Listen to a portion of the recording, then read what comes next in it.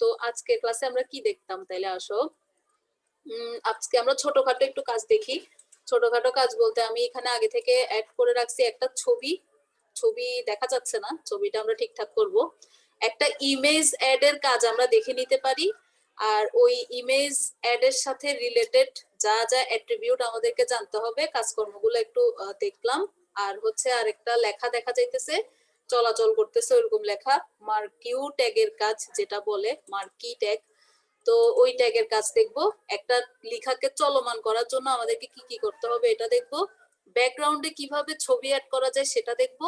আর কিভাবে ইমেজের লিংক তৈরি করা যায় ওটা দেখবো। মানে খুঁটিনাটি কাজ আজকে আমরা দেখিনি। ওকে, প্রথমে আসো ইমেজ ট্যাগের কথা, আইএমজি। আমরা যখন একটা ওয়েব পেজে ছবি অ্যাড করব, ওই ছবিটা অ্যাড করার জন্য আমাকে কি কি লিখতে হবে প্রথমে সেটা নিয়ে আমরা কথা বলি। তো ইমেজ অ্যাড করার জন্য আমাদের ট্যাগের নাম হচ্ছে আইএমজি। আইএমজি, ঠিক আছে, আইএমজি ট্যাগ। আইএমজি ট্যাগের কোনো ক্লোজিং অংশ নাই, মানে এটা হচ্ছে একটা এমটি ট্যাগ। এমটি ট্যাগ, যে ট্যাগের ক্লোজিং অংশ থাকে না। এখন তোমাদের কাছে আমার তাহলে শুরুতে একটা প্রশ্ন থাকবে, আইএমজি যদি একটা এমটি ট্যাগ হয়, এইরকম এমটি ট্যাগ আমরা আর কয়টা পড়ছি? আমরা এই পর্যন্ত কয়টা এমটি ট্যাগ পড়েছি কারো কি খেয়াল আছে? কার কার মনে আছে আমরা এখন পর্যন্ত কি কি এমটি ট্যাগ পড়ছি?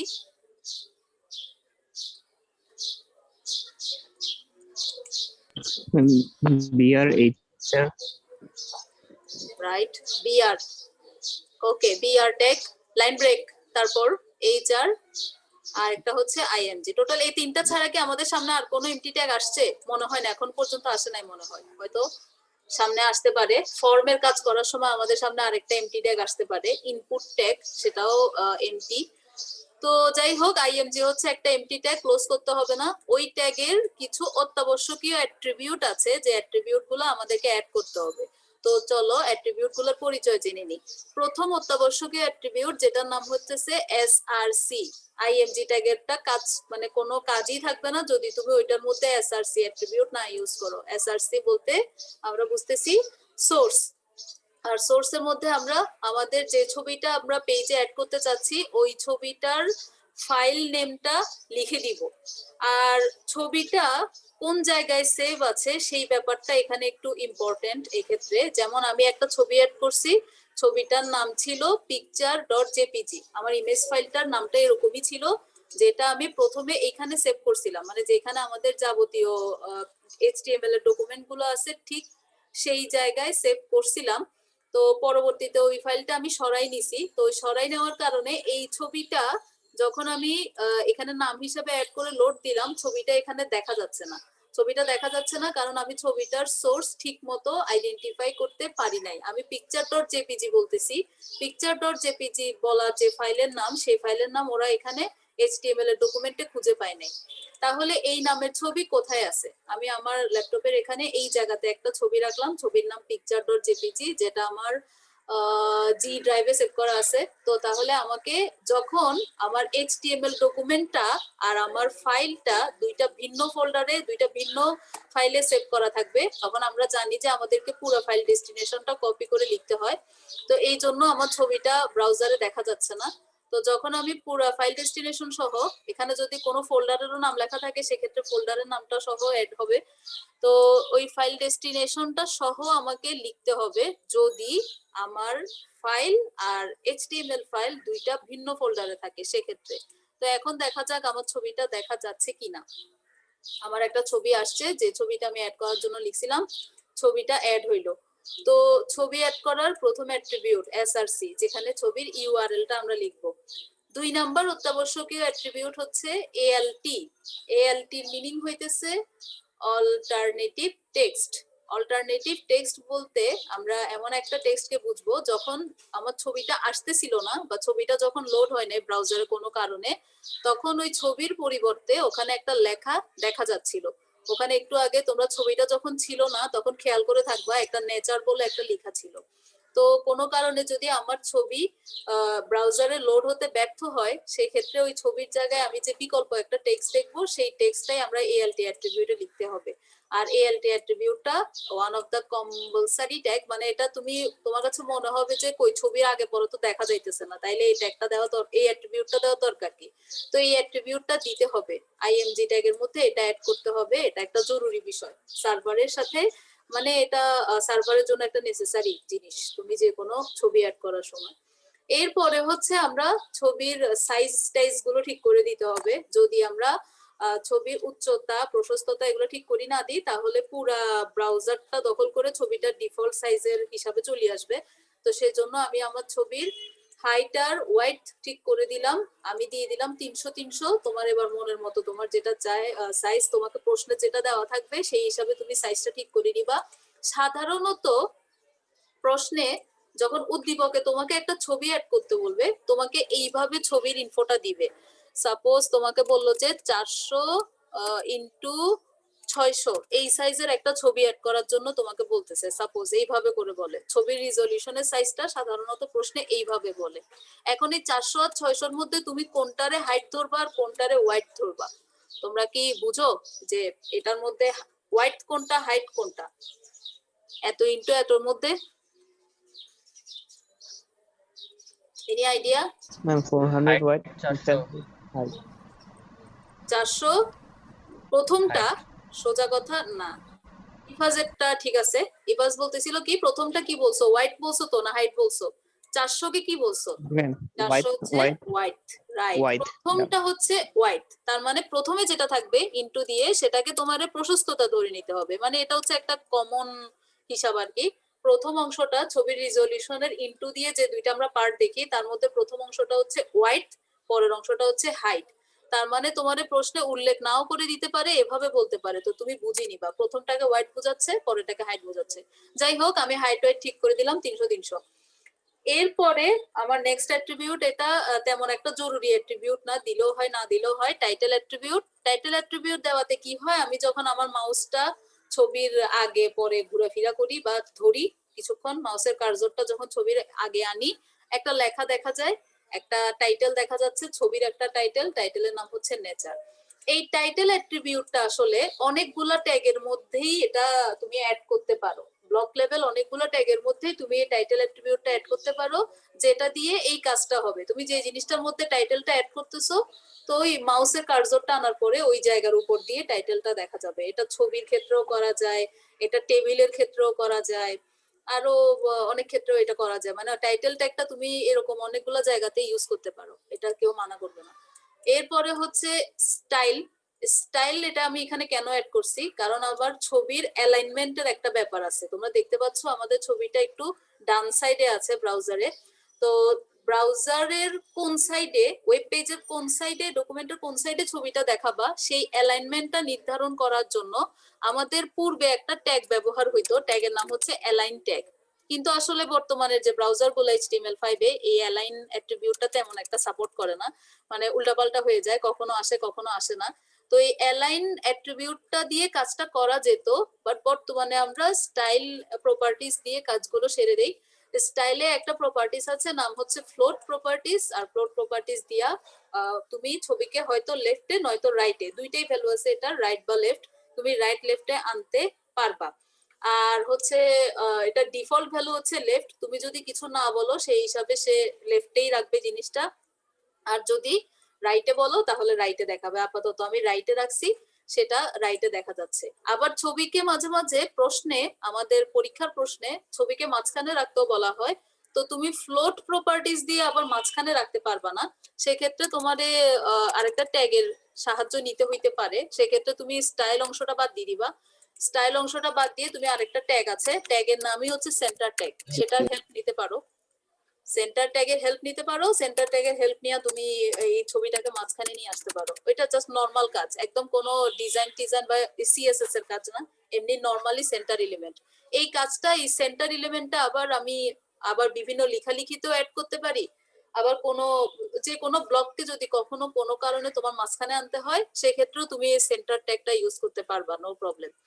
তো সেন্টার ট্যাগ দিয়ে কি আমার ছবি মাঝখানে আসবে? ওকে, তো ফ্লোট প্রপার্টিজ দিয়ে লেফট রাইট আর মাঝখানে আনার জন্য সেন্টার ট্যাগ, ওটা তোমরা এবার প্রশ্নের ধরন বুঝে আনসারটা করবে, ঠিক আছে? তো এই আমাদের গেল ছবি, একটা ছবি অ্যাড করার জন্য। আর আচ্ছা লাস্টে আর দুই তিনটা ছোটখাটো অ্যাট্রিবিউট, বর্ডার অ্যাট্রিবিউট আমাদের ছবির মধ্যে বর্ডার তৈরি করছে। আমাদের ছবিতে 2 পিক্সেলের একটা কালো করে হালকা বর্ডার দেখা যাইতেছে। নরমালি বর্ডারের ডিফল্ট ভ্যালু হচ্ছে 0, বর্ডার থাকে না নরমালি। তোমার যদি বর্ডার দিতে ইচ্ছা করে সেক্ষেত্রে তুমি 2 পিক্সেলের একটা বর্ডার দিতে পারবা। এগুলোতে আবার আরো ভালো সিএসএস এর কাজও করা যায়, এগুলাতে সিএসএস এর আরো প্রপার্টি সেট করা যায়। আমি শুধু ততটুকুই বলতেছি যতটুকু তোমাদের বইয়ের হিসাবে আর তোমাদের পরীক্ষার জন্য যতটুকু একেবারে নেসেসারি ততটুকু বলতেছি আমি প্রথমে। পরে আমরা এগুলা নিয়ে আরো সময় থাকলে আমরা অ্যাডভান্স কাজও দেখবো। সিএসএস প্রপার্টিজ বহু অ্যাড করা যায়, বহু কাজ আছে, যেমন আমাদের অনেক রকমের কাজ করে আমরা অনেক ডিজাইনে এটাকে অ্যাড করতে পারি। এগুলো আমরা পরবর্তীতে যখন সময় থাকবে, যখন তোমরা প্রজেক্টের মতো করে ওয়েব পেজ বানাবা, ওয়েবসাইট বানাবা সুন্দর করে করে এক একটা, তখন এই কাজগুলো করিও। তারপরে চলো নেক্সট অ্যাট্রিবিউট, আরেকটা একটু বাইকা অ্যাট্রিবিউট, নাম হচ্ছে ভি স্পেস আর এইচ স্পেস। ভি স্পেস মানে হচ্ছে ভার্টিক্যাল স্পেস, বা একটা ছবির উপরে নিচে, আমি একটু দেখাই দিই, এই ছবিটার উপরের সাইডে আর নিচের সাইডে উলম্ব ভাবে তুমি যদি একটা স্পেস নির্ধারণ করতে চাও, যদিও এখানে তো কোনো স্পেস দেখা যাচ্ছে না, আমি তো স্পেস দিছি, তো এই স্পেস তুমি যদি নির্ধারণ করতে চাও তখন তুমি ভি স্পেস অ্যাট্রিবিউট ব্যবহার করতে পারবা। এই ভি স্পেস অ্যাট্রিবিউটের কার্যকারিতা তুমি তখনই বুঝবা যদি তুমি দেখো যে তোমার এই ছবির চারপাশে অনেক কিছু অ্যাড করা আছে, অনেক কন্টেন্ট অ্যাড করা আছে, অনেক লেখালেখি অ্যাড করা আছে, তাহলে তুমি এই ভি স্পেস আর এইচ স্পেস এর কার্যকারিতাটা বুঝবা। সেই ক্ষেত্রে ও লেখালেখি গুলাকে ওই ছবির ভার্টিক্যালি উপরের দিকে আর নিচের দিকে 5 পিক্সেল পর্যন্ত কোনো কিছু রাখবে না, ওগুলোকে সে খালি রাখবে, 5 পিক্সেল জায়গা খালি রাখবে উপরে নিচে। এটা হচ্ছে ভার্টিক্যাল স্পেসের কাজ। আর এইচ স্পেস মানে ভার্টিক্যাল স্পেসের উল্টাটা, হরাইজন্টাল স্পেস। আমার ছবির বামে আর ডানে কিছু পরিমাণ জায়গা খালি রাখার জন্য, মোট কথা ছবির চারপাশে জায়গা খালি রাখার জন্যই আমি এই দুইটা অ্যাট্রিবিউট ইউজ করতেছি। উপরে নিচে জায়গা খালি রাখার জন্য ভি স্পেস, আর আশেপাশে অনুভূমিক ভাবে জায়গা খালি রাখার জন্য এইচ স্পেস। এতটুকু জানলেই চলবে, যদিও এটা তেমন কোনো কার্যকারিতা আমরা এখানে আউটপুটে দেখতে পাচ্ছি না, দেখা যাক, জাস্ট আমাদেরকে নামটা জানলে চলবে। তো এই যে ছবি আমরা অ্যাড করছি, এই ছবিটা এখন ছবিটাকে যদি কোনো কারণে প্রশ্নে আমাদেরকে বলে যে লিংক হিসেবে ব্যবহার করো, মানে এমন একটা ঘটনা করো যে ছবি ক্লিক করলে কিছু একটা ওপেন হবে, এরকম একটা ব্যাপার যদি করতে বলে, সেক্ষেত্রে আমরা কিভাবে করব? গত ক্লাসে আমরা লিংক ট্যাগের কাজ দেখছিলাম, আমরা আমাদের দেখি C1 এর গত ক্লাসের কাজে আমাদের সামনে ছিল সম্ভবত লিংকের কাজ দিয়ে শেষ করছিলাম, নাকি আমরা দেখছিলাম না লিংকের কাজ? একটু মনে করো তো, আমি তো হঠাৎ করে ভুলে গেছি। আমরা কি গত ক্লাসে লিংকের কাজ দেখেছিলাম? লিস্ট এলিমেন্টের দেখাইছিলেন ম্যাম। দেখাইছিলাম, আচ্ছা দেখি ওপেন করি। ওকে, C1 লিস্ট এলিমেন্টের লাস্টের দিকে, হ্যাঁ লিংকের কাজ, গুগল টেক্সট ফরম্যাটিং ইত্যাদি ইত্যাদি। ওকে, তো এখন আমরা লিংকের কাজ দেখছিলাম, আর আমরা হয়তো তাহলে জানি যে এ ট্যাগ আর href অ্যাট্রিবিউট দিয়ে আমরা সুন্দর একটা লিংক তৈরি করতে পারছিলাম। তো এখন যদি আমরা একটা ছবিকে লিংক হিসেবে বানাতে চাই, তো সেই ক্ষেত্রে আমরা কি করতে পারি? তো সেই ক্ষেত্রে আমাদের কাজ হবে, আমাদের যে আইএমজি ট্যাগটা, ওই আইএমজি ট্যাগের আগে আর পরে আমরা যদি একটা এ অ্যাড করে দিই, তাহলে আমাদের মোটামুটি কাজটা হয়ে যাবে। তার মানে ছবিকে লিংক হিসেবে ইউজ করতে চাইলে প্রথমে আমাদের এ ট্যাগ মানে লিংকের ট্যাগের মধ্যে href অ্যাট্রিবিউটের মধ্যে আমরা যেটাকে লিংক করতে চাচ্ছি, সাপোজ আমি আমাদের ওই পাশে একটা ডকুমেন্ট দেখা যাচ্ছে, ওইটারে লিংক করে ফেলি, C1 লিস্ট এলিমেন্ট হাবিজাবি যেটা আছে, এটাকে অ্যাড করি এলিমেন্ট ডট html। এরপরে বাকি টার্গেট অ্যাট্রিবিউটের নাম দেখছিলাম, এটা ইউজ করলো হয় না করলো হয় এটা তো আর অত্যাবশ্যকীয় না। তো আমি আমার ছবির ট্যাগের আগে পরে একটা এ ট্যাগ অ্যাড করে দিছি, আর href এর মধ্যে ইউআরএল লেখা হয়েছে, আমাদের আরেকটা ডকুমেন্টের নাম অ্যাড করে দিলাম। তো সেক্ষেত্রে হিসাব মতে আমি যখন ছবিটা ক্লিক করব, আমি ছবি ক্লিক করলে আমাদের এই ডকুমেন্টটা ওপেন হওয়ার কথা, আমি ছবি ক্লিক করলে এই ডকুমেন্ট ওপেন হওয়ার কথা। তো দেখা যাক আমার ছবি কি লিংক আকারে হয়েছে কিনা। আমার ছবি লিংক হয়েছে কিনা সেটা বুঝবো আমি তখনই আমার ছবির উপরে আসার পরে, যখন আমার মাউসের কার্সরটা হাতের মতো ছবি হয়ে যাবে। দেখা যাচ্ছে হয়েছে, তো ক্লিক করছি, ক্লিক করার পরে দেখা যাচ্ছে কাজ করেছে। তার মানে আমার ছবিটা এখন একটা লিংক হিসাবে কাজ করছে। তো এই কাজটাও করা যাবে, মাঝে মধ্যে এটাও করতে বলে। প্রশ্নে আসলে বিভিন্ন রকমের কাজ করতে বলে, তাই আমাদেরকে খুঁটিনাটি সবকিছুই মাথায় রাখতে হবে, কখন কোন কোড আমাদেরকে লিখতে হতে পারে আমরা তো আর জানতেছি না সেই হিসাবে। তো যাই হোক, গেল ছবি লিংক করা। এখন আমরা দেখি যে আমাদেরকে যদি কখনো বলে যে এই যে আমাদের ওয়েব পেজ, এই যে আমাদের ওয়েব পেজের ব্যাকগ্রাউন্ডটা, কখনো যদি বলে যে ওয়েব পেজের ব্যাকগ্রাউন্ডে একটা ছবি অ্যাড করো, মানে পেজের ব্যাকগ্রাউন্ড হিসেবে একটা ছবি অ্যাড করো, তো সেই ক্ষেত্রে আমরা কি করতে পারি? আমাদের তো হচ্ছে এমনিতে একটা ব্যাকগ্রাউন্ডে কালার অ্যাড করা থাকে প্রায় সময়, তো তাহলে আমরা ব্যাকগ্রাউন্ডে ছবি কি অ্যাড করতে পারবো? উত্তর হচ্ছে পারবো। আর ব্যাকগ্রাউন্ডে ছবি অ্যাড করার জন্য আমাদের দুইটা পদ্ধতি আছে, খুবই ইজি। এক হচ্ছে আমাদের যে বডি ট্যাগটা, আমাদেরকে ব্যাকগ্রাউন্ডের কাজ করতে গেলেই, ওয়েব পেজের ব্যাকগ্রাউন্ডের কাজ করতে গেলেই বডি ট্যাগের মধ্যে অ্যাট্রিবিউট গুলো অ্যাড করতে হবে। তো প্রথমে একটা পুরান আমলের অ্যাট্রিবিউট আছে, নাম হচ্ছে ব্যাকগ্রাউন্ড অ্যাট্রিবিউট। ওই ব্যাকগ্রাউন্ড অ্যাট্রিবিউটের মধ্যে যে ছবিটা ব্যাকগ্রাউন্ড হিসেবে ইউজ করতে চাচ্ছি সেই ছবিটার নামটা লিখে দেওয়া যায়, ইউআরএলটা লিখে দেওয়া যায়। তো আমি ধরে নিলাম যে এখানে একটা আছে pic.jpg বলে একটা আছে, আমি ওইটা অ্যাড করি। সাপোজ pic.jpg, pic.jpg, ওকে, ছবির নাম। আর যেহেতু আমি একই ফোল্ডারে রাখছি, এইচটিএমএল ডকুমেন্টের সাথে একই ফাইলে আছে, তাই শুধু নামটাই লিখতেছি। তো এই নাম লিখে সেভ করে দেখি আমার ব্যাকগ্রাউন্ড চেঞ্জ হয় কিনা। আমার ব্যাকগ্রাউন্ড কি চেঞ্জ হয়েছে বলে মনে হচ্ছে? আমার ছবিটা কই দেখি তো, ব্যাকগ্রাউন্ড আর আমার pic.jpg, এই ছবিটা আসার কথা। ছবিটার মনে হয় শুধু আকাশ অংশটা দেখা যাইতেছে, maybe, I don't know. Background busy কালারটা চেঞ্জ করে দিই।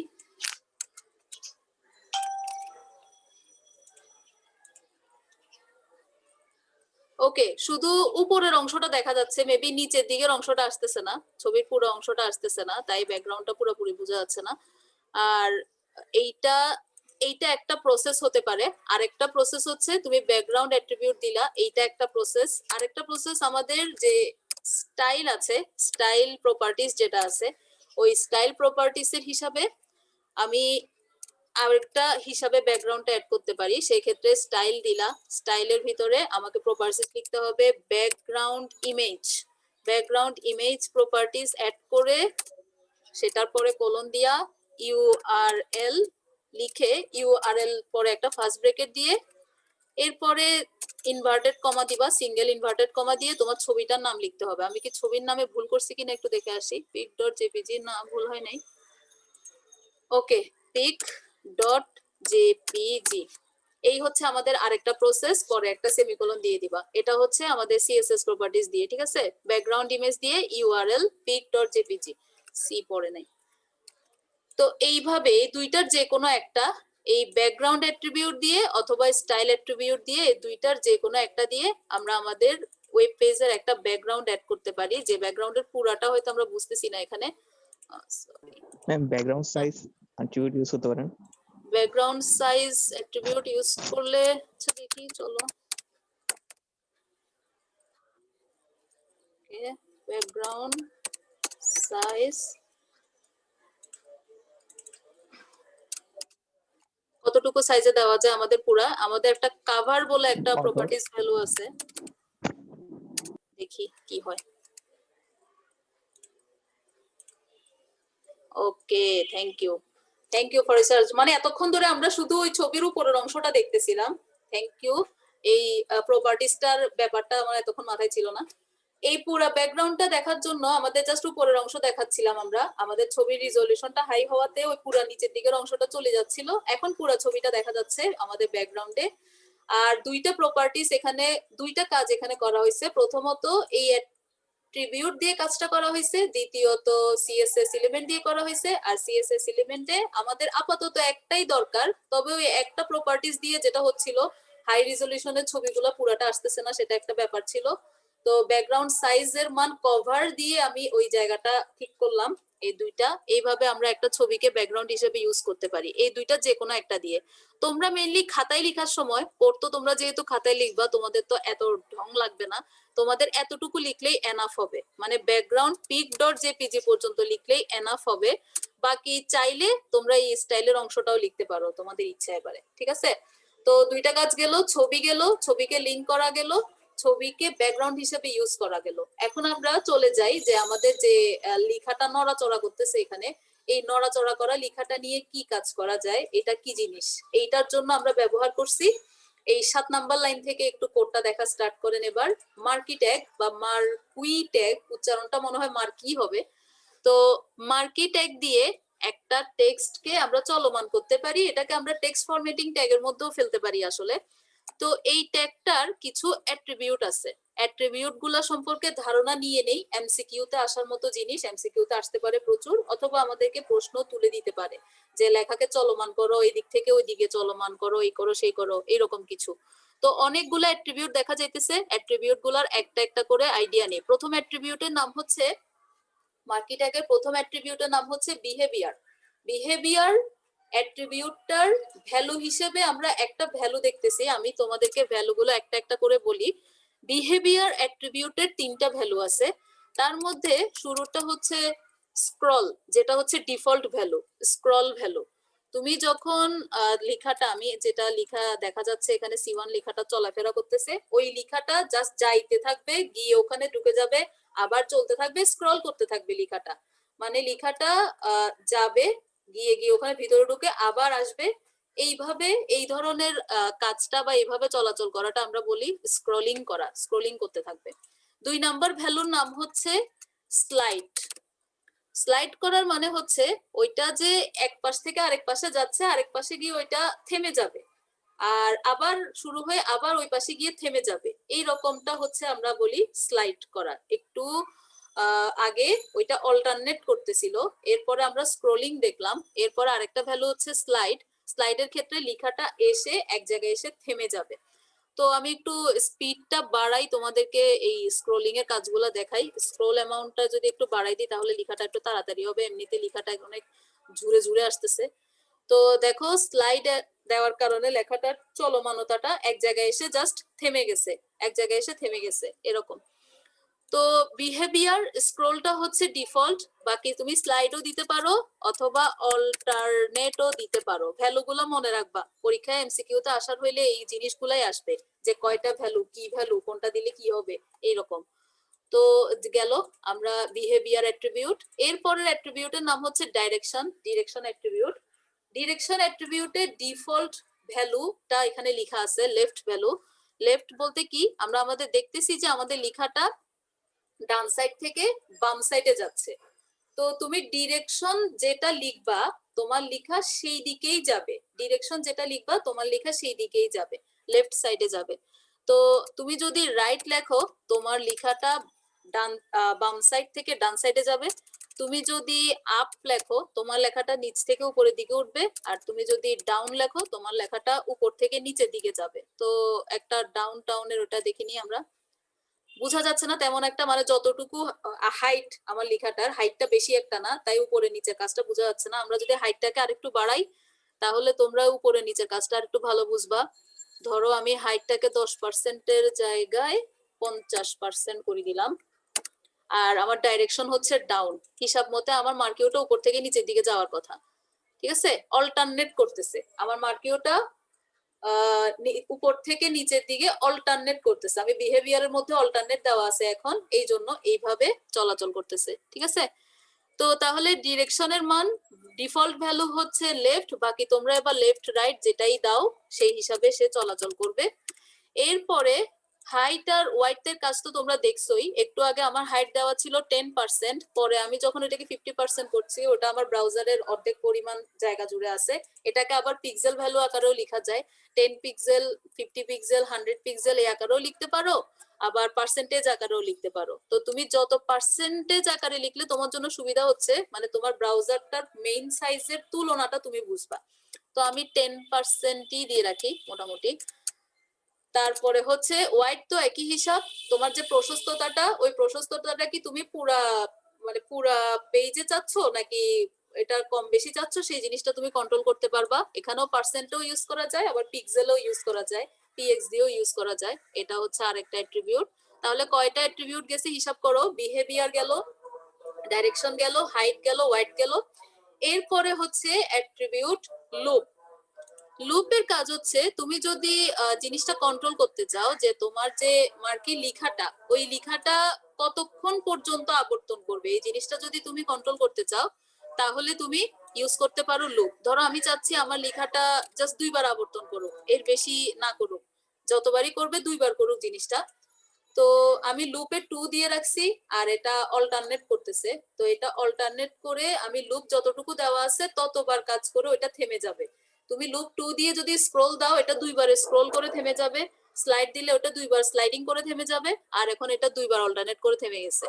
তো লুপ দিয়ে আমরা ওটা চলাচলের সংখ্যাটা নিয়ন্ত্রণ করতে পারি। আর লুপের ডিফল্ট ভ্যালু হচ্ছে ইনফিনিটি। লুপের ডিফল্ট ভ্যালু হচ্ছে ইনফিনিটি। তুমি যদি কিছু না বলো সেক্ষেত্রে সে মানে চলতেই থাকবে এরকম। এরপরে বিজি কালার দিয়ে আমরা একটা ব্যাকগ্রাউন্ড কালার সিলেক্ট করছি, আমাদের মার্কেট ব্যাকগ্রাউন্ড কালার আছে দেখাই যাচ্ছে। এরপর হচ্ছে স্ক্রোল ডিলে আর স্ক্রোল অ্যামাউন্ট, এই দুইটা কন্ট্রাডিক্টরি অ্যাট্রিবিউট। আমরা এমনিতে স্ক্রোল অ্যামাউন্টটা লিখে রাখছি, আমি স্ক্রোল অ্যামাউন্টে 30 লিখে রাখছি। তুমি স্ক্রোল অ্যামাউন্টে যে ভ্যালুটা লিখবা, সাপোজ তুমি 10 লিখতেছো আবার তুমি পরে 20 লিখতেছো, দ্যাট মিন্স হচ্ছে যে তুমি যত সংখ্যাটা বাড়াবা ওইটার স্পিডটা তত বাড়বে। স্ক্রল অ্যামাউন্ট দিয়ে মার্কিউর যে লেখাটার স্পিডটা ওই স্পিডটা বাড়বে, প্রতি মিলি সেকেন্ডে ওইটা কতটা দ্রুত স্ক্রল করতেছে, কতটা দ্রুত চলতেছে ওই দ্রুততাটা বাড়বে। যত বেশি দিবা তত এটা স্পিডটা বাড়বে। ঠিক আছে, এই হচ্ছে আমাদের স্ক্রল অ্যামাউন্ট। আর যদি তুমি দেরি করাইতে চাও মানে স্ক্রোলিং এর ব্যাপারটাকে তুমি সময়টাকে বাড়াতে চাও সেক্ষেত্রে তুমি স্ক্রোল ডিলে ইউজ করবা। স্ক্রোল ডিলেতে তুমি যত লিখবা, যত বেশি লিখবা ওইটা তত বেশি লেট হবে। ওকে, তুমি যত মান বাড়াবা স্ক্রোল ডিলের ওইটা তত লেট হবে, ওইটা তত মিলি সেকেন্ডের হিসাবে লেট হবে। তো তুমি এই দোনোটা জিনিস একসাথে ইউজ করবা না, স্ক্রোল ডিলে আর স্ক্রোল অ্যামাউন্ট একসাথে ইউজ করবা না। দেখা যাবে ওখান দিয়ে ফাস্ট করতেছো ওইখান দিয়ে স্লো হয়ে যাচ্ছে। তো আমি আপাতত স্ক্রোল ডিলে অংশটাকে না রাখি, মানে ওইটা ওর ডিফল্ট ভ্যালুতে থাক, স্ক্রোল অ্যামাউন্টটা দিয়ে কাজ করবো। এরপরে হচ্ছে কিছু মানে ইভেন্ট রিলেটেড কাজ কারবার মার্কিউর উপরে। ইভেন্ট রিলেটেড কাজ কারবার মানে হচ্ছে ধরো আমাদের যে লেখাটা, এই লেখাটা চলার সময় আমি যখন এই লেখাটার উপরে মাউস আনতেছি বা এই লেখাটাকে যখন ক্লিক করতেছি, মাউসটা যখন সরাচ্ছি, কিছু অ্যাক্টিভিটিস হচ্ছে। আর ওই অ্যাক্টিভিটিস গুলো হওয়ার সময় আমার মার্কিউটার আচরণগত কিছু পরিবর্তন হইতেছে। আমি যখন ওর উপরে মাউসটা আনতেছি ওটা থামে যাচ্ছে, মাউসটা সরাইলে ও আবার চলা শুরু করতেছে। এই অ্যাক্টিভিটি গুলো নিয়ন্ত্রণ করা যায় হচ্ছে এই জিনিসগুলো দিয়ে। যেমন আমি অন ক্লিক লিখছি, অন ক্লিকের ভিতরে আমি একটা ফাংশন ইউজ করলাম যে স্টপ, মানে দিস ডট স্টপ। স্টপ লেখার মানে হচ্ছে আমি মাউস ক্লিক করার সাথে সাথে মার্কিউ চলা অবস্থায় থাকলে ওইটা স্টপ হয়ে যাবে। আবার তুমি অন ক্লিক দিয়ে যদি স্টার্ট দাও সেক্ষেত্রে হবে কি, মানে তুমি ক্লিক করার সাথে সাথে ওইটা আবার চলা শুরু করবে। এইখানে ফাংশন হিসেবে স্টপও ইউজ করা যায় আবার স্টার্টও ইউজ করা যায়। তো আমি যা যা দিছি সেই হিসাবে আমি বলতেছি এখানে যে মাউস ক্লিকের সাথে সাথে এটা স্টপ হয়ে যাইতে হবে, এরকম একটা কথা বলছি। আবার মাউস উপরে ধরলে স্টপ হয়ে যেতে হবে, এরকমও একটা কথা বলা হলো। অন মাউস ওভারেও স্টপ। আর পরে বলা হচ্ছে অন মাউস আউট, এটা হচ্ছে স্টার্ট। অন মাউস আউট মানে হচ্ছে মাউসকে আমি সরাই নিলে সে আবার চলা শুরু করবে, এইরকম একটা অ্যাক্টিভিটি। এখানে অ্যাক্টিভিটি টোটাল কয় রকমের হতে পারে ওটা তুমি প্রপার্টিজটা লিখতে গেলে পেয়ে যাবা। তুমি যদি অন মাউস লেখা স্টার্ট করো এখানে অন মাউসের অনেকগুলো অপশন পাবা। দেখো অন মাউস ডাউন অপশন আছে, অন মাউস আউট আছে, অন মাউস আপ আছে, অন মাউস ওভার আছে। তো এখান থেকে বিভিন্ন গুলা দিয়ে দিয়ে তুমি ট্রাই করে দেখবা কখন কি হয়। আর ভ্যালু হিসেবে এগুলা দিবা, দিস স্টার্ট বা দিস স্টপ, এইভাবে দিয়ে তুমি কাজ কারবার গুলা এদিক ওদিক চেঞ্জ করতে পারবা। ঠিক আছে।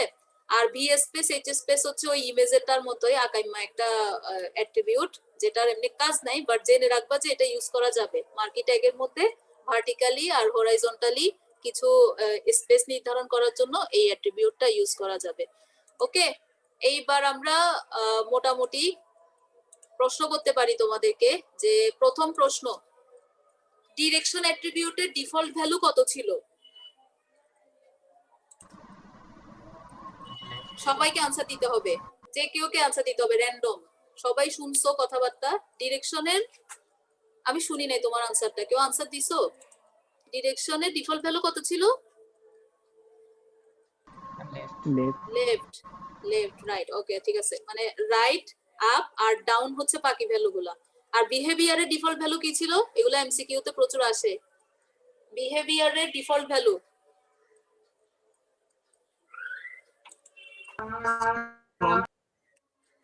বিহেভিয়ারের ডিফল্ট ভ্যালু কি ছিল? মানগুলো আমি বলি তাইলে অপশনে, অল্টারনেট, স্ক্রোল আর স্লাইড, এই তিনটার মধ্যে কি কি?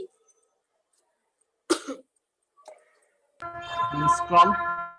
Scroll, thank you, right, scroll. আর ভ্যালু অন্যগুলো মনে রাখবা, স্ক্রোল, স্লাইড, অল্টারনেট। আর লুপের ডিফল্ট ভ্যালু ছিল ইনফিনিটি। আমি লুপের মধ্যে যখন কোনো ভ্যালু দিই না, ওইটা চলতেই থাকবে চলতেই থাকবে। স্ক্রোল ডিলে দিয়ে আমি কি চলমানতাটাকে ধীর করতে পারি না দ্রুত করতে পারি? ধীর করতে পারবে। ধীর করতে পারি, যত বেশি দিব মান তত এটা ধীর হয়ে যাবে। আর স্ক্রোল অ্যামাউন্ট দিয়ে তাইলে তার উল্টাটা, তত বেশি ফাস্ট করতে পারি। ওকে, এই ছিল আমাদের মোটামুটি আজকের ক্লাসের পড়ালেখা। আর একটা তোমাদেরকে একটা ইয়া পড়া দিই, কি বলে, সহজ একটা থিওরি পড়া দিই, ওইটা তোমরা একটু পড়বে, আমি একটু আইডিয়া দিয়ে দিই অল্প। সেটা হচ্ছে ওয়েব পেজের কাঠামো। যেহেতু আমরা হাইপার লিঙ্কিং করা শিখছি, আমরা জানি যে একটা পেজের সাথে আরেকটা পেজকে লিঙ্ক করে করে একটা বিশাল ওয়েবসাইট তৈরি করা যেতে পারে। একটা ওয়েবসাইট তৈরি করতে এভাবেই বিভিন্ন পেজের মধ্যে হাইপার লিঙ্ক করে করে পেজগুলোকে কানেক্ট করা হয়। তো যখন একজন ডেভেলপার ওয়েবসাইট বানায়, তখন উনি ওয়েবসাইট বানাতে ওখানে অনেকগুলো পেজ ব্যবহার করেন, আর পেজগুলোকে উনি কানেক্ট করেন, লিঙ্কিং করেন।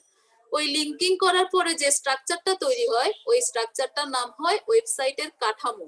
তো তোমাদের খুব ইম্পর্টেন্ট একটা থিওরি প্রশ্ন এটা, যে ওয়েবসাইট কাঠামো কয় প্রকার, ওয়েবসাইট কাঠামোতে কি কি কি স্ট্রাকচার ফলো হয়েছে, উদ্দীপকের চিত্রে এটা কি ধরনের কাঠামো ব্যবহৃত হয়েছে, এরকম প্রায় সময় প্রশ্ন আসে।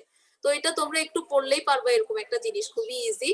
ওয়েবসাইট কাঠামো মেইনলি জেনারেলি বর্তমানে একজন ডেভেলপার এই একটা কাঠামো ইউজ করে, যে আমরা হোম পেজে প্রবেশ করি, হোম পেজে প্রবেশ করলে আমাদের সামনে কতগুলো মেনু আসে জেনারেলি, ওই মেনুগুলোতে আমরা ক্লিক করি, ওই মেনুগুলোর একটা নাম আছে, মেনুগুলোকে বলা হয় মেইন সেকশন, যেগুলোকে ইন্ডেক্স ফাইলও বলে। আবার ওই হোম পেজের ফাইলটা হচ্ছে মেইন ফাইল। ওই হোম পেজ থেকে যখন আমরা বিভিন্ন মেনুতে যাই, ওই মেনুর ভিত্তিতে এবার ওই মেনু থেকে আমরা আবার বিভিন্ন বিভিন্ন পেজ গুলাতে যাইতে পারি, যার যার ওই মেনুর ভিত্তিতে। তো এই যে একটা হোম পেজ, তার আন্ডারে বিভিন্ন সেকশনস, ওই সেকশনস এর আন্ডারে আবার বিভিন্ন সেকশনস, এই রকম একটা কাঠামো তো আমাদের বেসিক কাঠামো, এটা জেনারেলি আমরা ব্যবহার করি। বাকি এগুলো ছাড়াও কিছু কিছু অন্যান্য কাঠামো আছে, সেগুলোর নাম কি কি আমি নামগুলো তোমাদেরকে বলে দেই। ওয়েবসাইট কাঠামো টোটাল ঘুরে ফিরে প্রায় 4 রকমের হয়। 4 ধরনের ওয়েবসাইট কাঠামো আমাদেরকে নাম খেয়াল রাখতে হবে। একটা হচ্ছে হায়ারার্কিক্যাল কাঠামো বা শ্রেণীবিন্যস্ত কাঠামো বা ট্রি কাঠামো বা মেনু কাঠামো, এটা একটা, এটা হচ্ছে উপরে যে জেনারেল কাঠামো বলছি সেটার সাথেই সাদৃশ্যপূর্ণ। 2 নম্বরে হচ্ছে লিনিয়ার কাঠামো বলে একটা কাঠামো আছে, লিনিয়ার, বা আরেক নাম হচ্ছে সরল রৈখিক বা সিকোয়েন্সিয়াল কাঠামো, যেখানে ওয়েব পেজ গুলার হোম পেজ থাকে, আর ওই হোম পেজ থেকে তুমি কি খালি পরবর্তী পেজে যাইতে পারবা, পরের পেজ থেকে তারপরের পেজে যাইতে পারবা, তারপরের পেজে যাইতে পারবা। যাতায়াতটা অনেকটা এরকম হবে, লিঙ্কিংটা অনেকটা এরকম হবে, যে প্রিভিয়াস পেজ নেক্সট পেজ। কোনো ওয়েব পেজে গিয়ে যদি তুমি ওদের ওয়েব পেজে এই কাঠামো দেখো, যে তুমি প্রিভিয়াস অপশন পাচ্ছ, নেক্সট অপশন পাচ্ছ, নেক্সট পেজে যাইতে পারতেছো, আবার নেক্সট পেজ থেকে তার প্রিভিয়াস পেজে ব্যাক করতে পারতেছো, এই কাঠামোটার নাম হয় লিনিয়ার বা সিকোয়েন্সিয়াল কাঠামো। সাধারণত আমরা যখন কোনো টিউটোরিয়াল ভিত্তিক পেজ গুলাতে থাকি, যেমন HTML এর ক্ষেত্রেই ধরো, বেশিরভাগ আমাদের W3 স্কুলস নরমাল যেটাই ধরো, ওখানে দেখা যায় যে আমরা যখন একটা ক্যাটাগরিতে আসি, ওইখান থেকে পরের পেজে যাইতে আমরা নেক্সট ক্লিক করে করে যাইতেছি। তার মানে ওই অংশটাতে কিন্তু একটা লিনিয়ার কাঠামো ইউজ হচ্ছে। এক পেজের সাথে তার পরবর্তী পেজ, তার পরবর্তী পেজ, তার পরবর্তী পেজে যাইতে পারবো, আবার পরবর্তী পেজ থেকে ব্যাক করতে পারবো, এই রকম কাঠামো। তো সাধারণত যদি একজন ডেভেলপার শুধু লিনিয়ার কাঠামো ইউজ করে, তাহলে তার ওই ওয়েবসাইটের পেজের সংখ্যা অনেক কম থাকতে হবে, লিমিটেড থাকতে হবে। লিমিটেড সংখ্যক পেজেই এই কাঠামোটা ইউজ করা যায়, আদারওয়াইজ অনেক বেশি সংখ্যক পেজ হইলে এটা ইউজ করাটা উচিত হবে না, সেক্ষেত্রে তোমার হোম পেজে আসতে অনেকটা টাইম লেগে যাবে। তো নিচে কয়েকটা লিনিয়ার কাঠামোর ডেমো দিছে।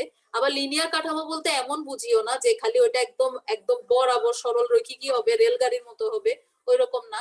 মানে পেজ গুলোর কানেকশন গুলাতে মেনুর কোনো হিসাব থাকবে না, শুধু আগের পেজ পরের পেজ বিচ্ছিন্ন কিছু পেজ এইভাবে ওরা কানেক্টেড থাকবে, তখন ওইটা লিনিয়ার কাঠামো হবে। ওকে, আর ট্রি কাঠামো তো আমরা এমনি জেনারেলি দেখতেছি, তো ট্রি কাঠামো নিয়ে আর কি বলবো, এটাই তো আমরা বেশিরভাগ বর্তমানে, বেশিরভাগ বলতে 90% ওয়েবসাইটে আমরা এই কাঠামোই দেখি। তো এই কাঠামো নিয়ে আর কথা না বলা দরকারই নাই তেমন একটা, তোমরা চিত্র দেখলেই বুঝবা কোনটা ট্রি কাঠামো বোঝাচ্ছে। আর পরে আরেকটা হচ্ছে নেটওয়ার্ক কাঠামো। যদি কোনো ওয়েব পেজ ভিজিট করার সময়, ওয়েবসাইট ভিজিট করার সময় এরকম দেখো যে ওয়েবসাইটের একটা পেজে তুমি আসো, তুমি যেই পেজেই যাচ্ছ প্রত্যেকটা পেজেই তুমি অন্য পেজগুলোরও লিংক দেখতে পাচ্ছ। যদি ঘটনা এরকম হয় তখন ওই ধরনের কাঠামোকে আমরা ওয়েব লিংকড কাঠামো বা নেটওয়ার্ক কাঠামো বলি। এক পেজে থেকে, যে কোনো এক পেজে থেকে অন্য যে কোনো পেজে ভিজিট করা যাচ্ছে এইরকম কোনো একটা স্ট্রাকচার যদি ফলো হয় কোনো ওয়েবসাইটে, সেক্ষেত্রে ওয়েব লিংকড কাঠামো বলা যাবে। তো মেনুটা যে মেনু আকারে রাখা হয়েছে ওই মেনুটা সবগুলো পেজের সাথে লিংক করা থাকবে, এইরকম একটা কাঠামো হচ্ছে নেটওয়ার্কের। বাকি আমরা বর্তমানে যা অবস্থা, আমরা এক রকমের কাঠামো দিয়ে তো আসলে একটা ওয়েবসাইট ডিজাইন করে ফেলাটা কষ্টকর হয়ে যায়, সেজন্য বিভিন্ন ওয়েবসাইটে, বেশিরভাগ ওয়েবসাইটে এক বা একাধিক কাঠামো ফলো করা হয়। তো এক বা একাধিক কাঠামো ফলো করলে সেটা হয়ে যাচ্ছে হাইব্রিড বা কম্বিনেশনাল কাঠামো।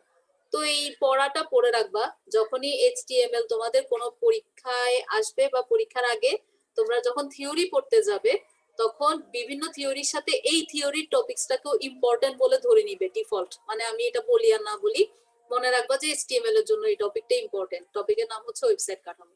ঠিক আছে, ওকে। আজকের এই ক্লাসের উপরে তোমাদেরকে তাহলে বাড়ির কাজ দিয়ে দিব আমি বিকালের দিকে। বাকি তোমরা আগের কাজটা সহ কাজগুলো করতে থাকো অল্প স্বল্প করে, আমাকে প্লিজ আউটপুট গুলো দেখাও সবাই, একদম আমাকে ঝাঁকা নাকা মার্কা আউটপুট দেখাইতে হবে ওরকম কিছু না, মোটামুটি কাজ করে টোরে আমাকে দেখাও যাতে রানিং থাকো, না হলে পড়াগুলো জমে যাবে, হয়তো প্র্যাকটিস না করতে করতে একসময় ট্যাগ ট্যাগ গুলো ভুলিও যাইতে পারো, দেখা যাবে একসময় অনেক কিছু পারতা এখন আর পারতেছো না, তো প্র্যাকটিসে রাখো, প্র্যাকটিসে থাকার জন্যই তোমাদেরকে কাজগুলো দেওয়া হয়েছে। ওকে, আর এসএস দিয়ে দিয়েন, আজকের মতো বিদায় নিচ্ছি। থ্যাঙ্কস অনেক সবাইকে, ভালো থাকিও সবাই, ধন্যবাদ, আল্লাহ হাফেজ।